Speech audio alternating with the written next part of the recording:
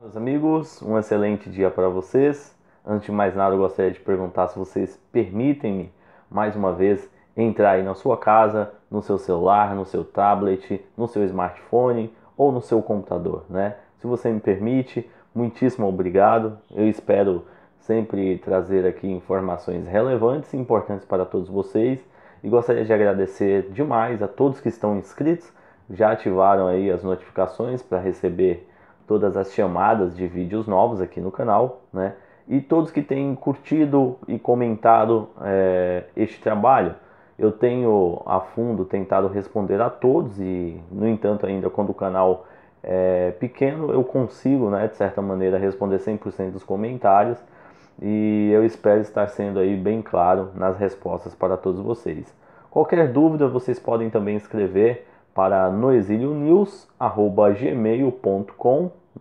Lá a gente pode tratar sobre denúncias, assuntos mais fechados, né? Vocês gostariam de manter algum tipo de sigilo, vocês podem estar me contatando diretamente por lá.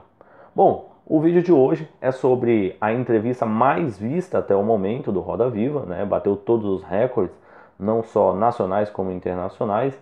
Ficou por um bom momento sendo comentado no Twitter, até hoje ainda está sendo comentado a entrevista do Sérgio Moro, né?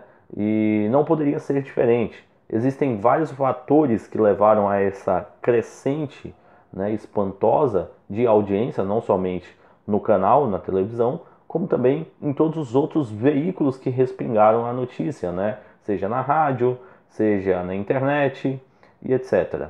Bom, há sempre a atenuante de militantes, né?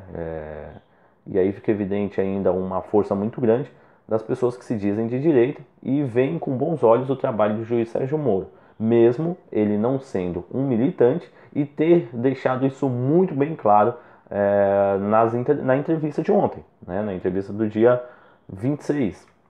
E fica também algo evidenciado que algumas pessoas precisam entender melhor, né, essa postura e o trabalho de juiz.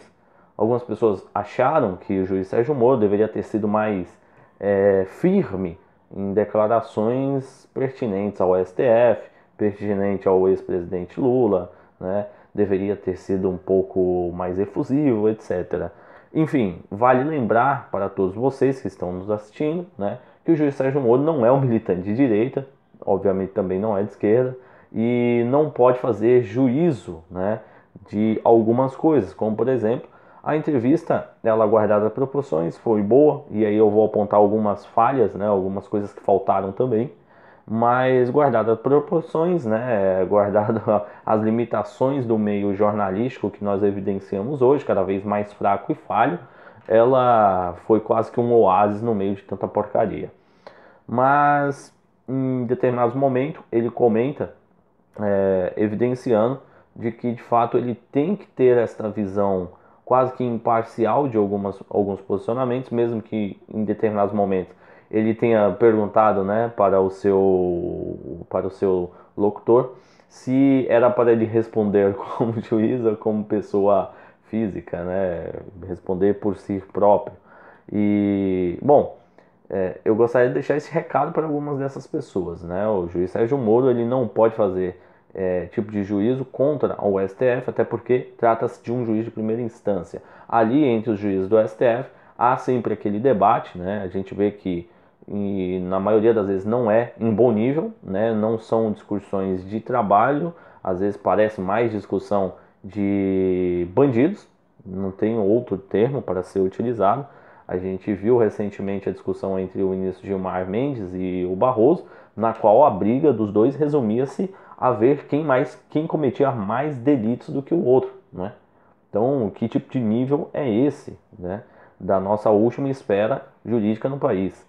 Bom, o juiz Sérgio Moro mostrou uma sensatez e uma sabedoria muito grande, até mesmo em perguntas descabeciosas, né? Perguntas sem nexo algum, e aí aponta várias falhas, né, no meio jornalístico, e ali você viu que estava a liderança, né? Um dos patetas ali, o presidente da Folha, perguntando para o juiz Sérgio Moro se ele tem acompanhado essas novas produções que têm surgido, tanto no cinema como o filme Operação Lava Jato, e também nos seriados, né, que agora recentemente saiu tão comentado, e provavelmente eu ainda assista e faça um vídeo aqui comentando sobre as minhas impressões do seriado do Padilha chamado O Mecanismo.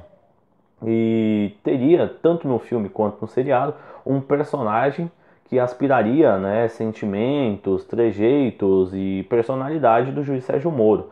E aí, este babaca, para não ser tão agressivo aqui nas palavras, mas este sujeito merece, né, é, pergunta para o juiz Sérgio Moro se ele está acompanhando essas produções, né, no seu tempo vago, e se ele ainda viu as cenas de sexo, ou seja, o que tem o cu a ver com as calças, né? Sem o menor sentido perguntar para um juiz, fazer uma pergunta dessa. Seria melhor ele ter ficado calado, né? Não ter gastado seu tempo com tamanho idiotice. E não satisfeito, esse foi também, se eu não estiver equivocado, quem perguntou ao juiz Sérgio Moro sobre as suas posições políticas. Evidentemente que um juiz não pode fazer, né, juízo de preferência eleitoral. Óbvio que ele vai exercer sim o seu direito, o seu voto, mas ele não pode falar isso em público, né? Até para não causar um problema de ética, né? Um problema de moralidade, né? Como a gente já viu, por exemplo, o ministro Barroso, que foi advogado de defesa em alguns casos do Michel Temer, né? De algumas ações do Temer, e hoje é ministro do STF, né? E tendo aí que julgar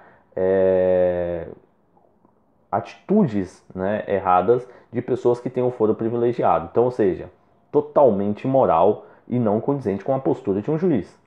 Enfim, se não bastasse essa primeira pergunta, quase ali no final do programa, né, a gente tem uma outra mulher, que agora eu não lembro de qual revista que é, acho que é da revista Época, perguntando para ele, fazendo a mesma pergunta sobre suas preferências políticas. Assim, acho que a pessoa estava aérea, né, nas sabatinas, perdeu totalmente, não sei em que mundo ela estava, né, ao ponto de refazer a pergunta e ter que ser interrompida quase que simultaneamente pelo o líder ali da bancada, né, para que não causasse um constrangimento, né, da falha grotesca dessa pessoa em fazer novamente uma pergunta estúpida.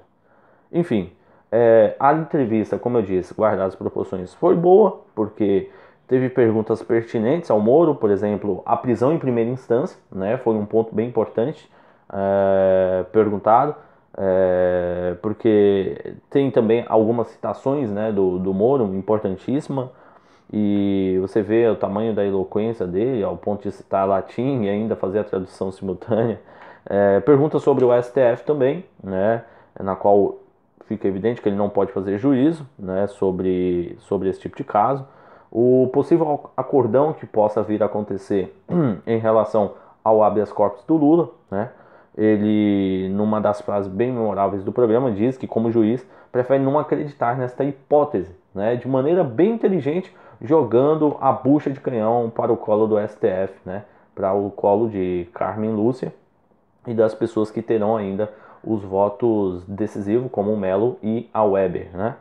Bom, teve também críticas à Lava Jato, muito pertinentes, né, verdade, mesmo que a gente não concorde com as críticas, a crítica levantada pelo Augusto Nunes foi importantíssima, né, ele faz ali uma pergunta de maneira isenta, né, sobre a condução coercitiva, né, a condução forçada, se isso seria uma estratégia do Moro a levar a pessoa a fazer a delação premiada, né? E o Moro, sabiamente, ali na sua serenidade, mais uma vez, né, diz que não há correlação, né? Essa correlação, na verdade, ela é fajuta, porque o próprio Ministério Público aponta que em torno de 80%, 70% dessas pessoas que fizeram a delação premiada estavam, na verdade, em liberdade, né? Não estavam presas, não foram forçadas a fazer esse tipo de juízo, até que para que haja uma condição coercitiva, a pessoa precisa estar de fato em liberdade, né? Então já é algo assim um pouco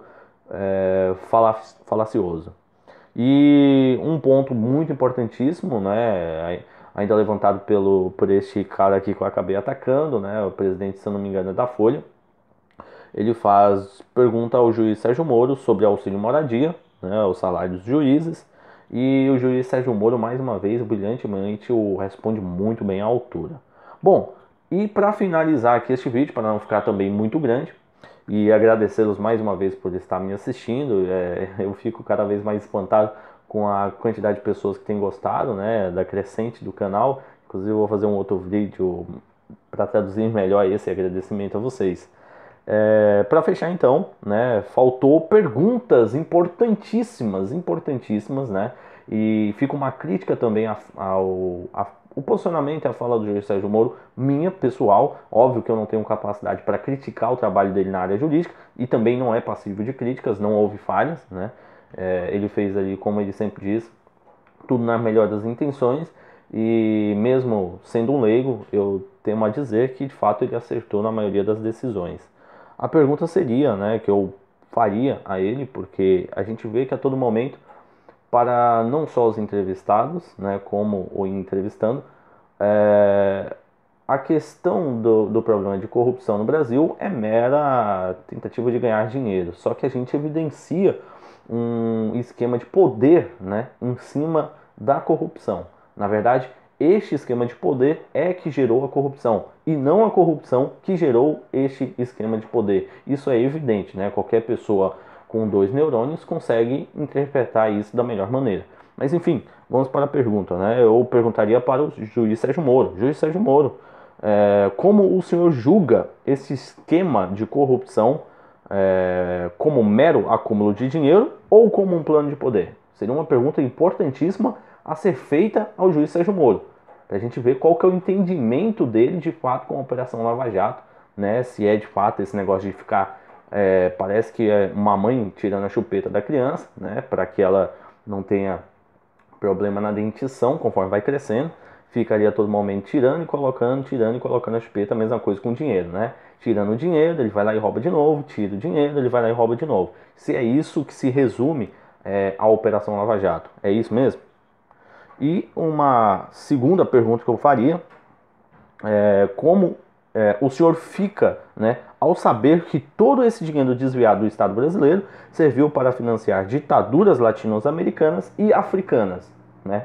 Porque isso é ainda mais preocupante. O nosso dinheiro, através do BNDES, financiou a morte de centenas, né, de venezuelanos, tem financiado ditaduras na África, né, e aqui na América Latina.